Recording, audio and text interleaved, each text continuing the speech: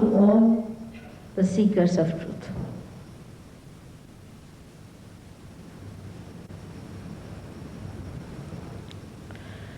Just now, Albert has very clearly described to you the mechanism that is within us, which works out our self-realization.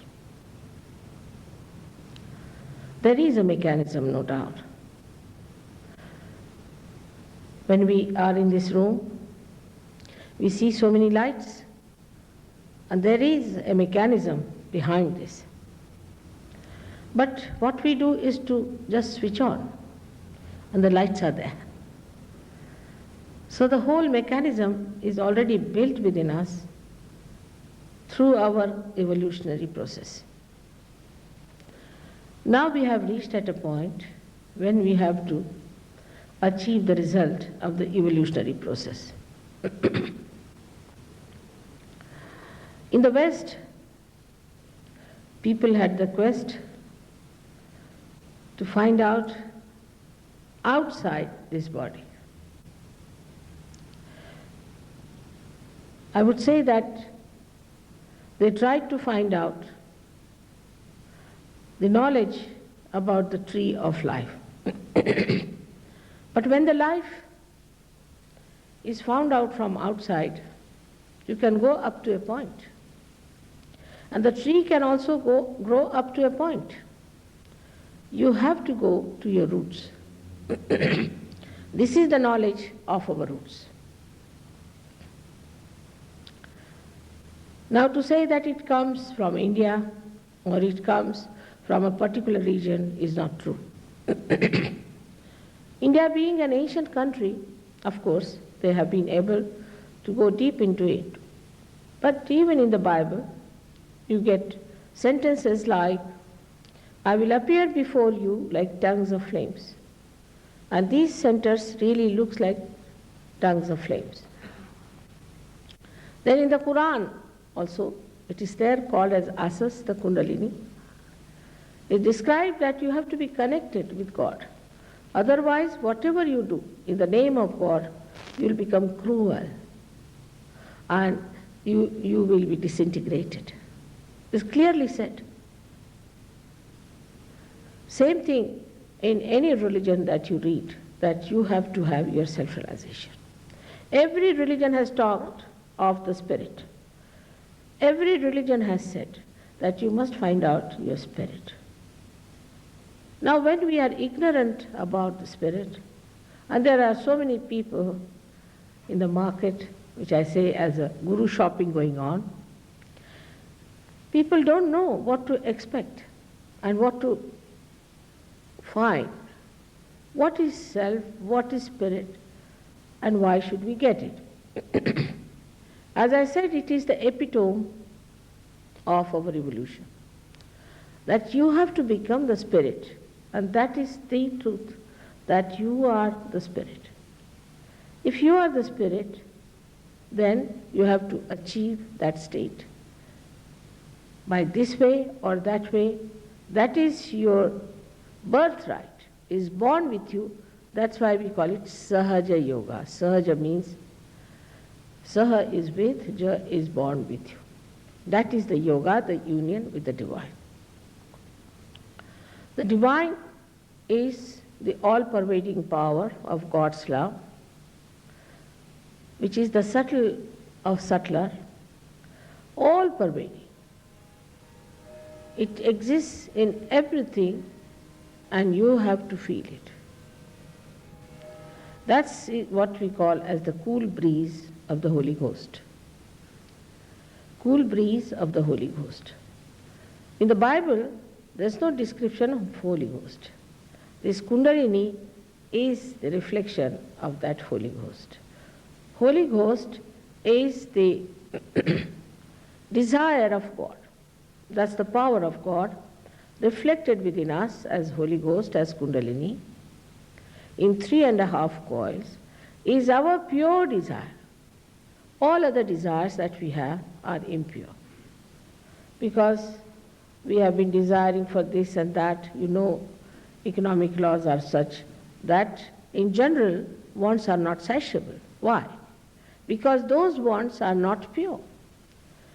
So, this is the power of Kundalini which resides in the triangular bone within yourself. Now, when I am telling all this to you, you should not have a blind faith about it, but it's an hypothesis. If you are a scientific person, or if you have a very logical mind, then you must understand that you should not close your mind. You should be with an open mind and see for yourself. If this proves, then it's all right. But you should not be a person who is cynical, who is already challenging me, because what I am doing is to give you what you have, is to tell you what you have, which is your property. It's your own. I have nothing to do with it as such, but I can't also help it without telling you. This Kundalini has to rise from its seat, which he has shown just now, which is residing in the triangular bone, called as sacrum. Sacrum itself means sacred. That means the Greeks knew about this word, knew about Kundalini, that's why they called it sacred. Now when this Kundalini rises through these various centers, she passes through 6 centers. The 7th center is below her. And this 7th center looks after the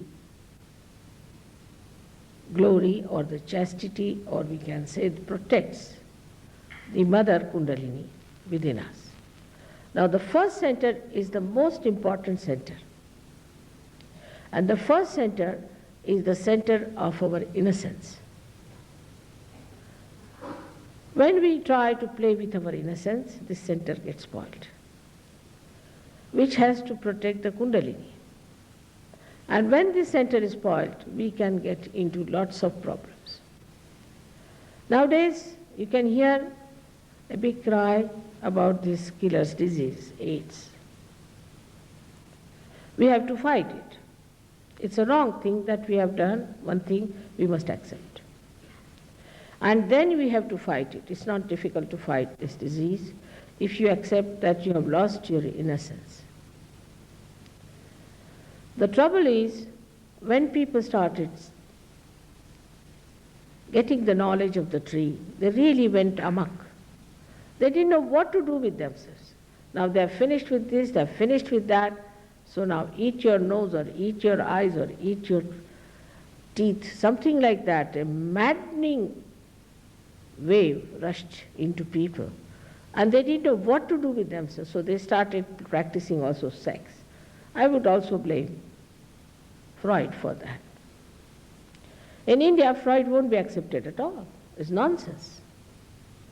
Nobody can accept a theory where they say that you have all the time feelings of carnal love for your mother. Of course, this is ridiculous for us.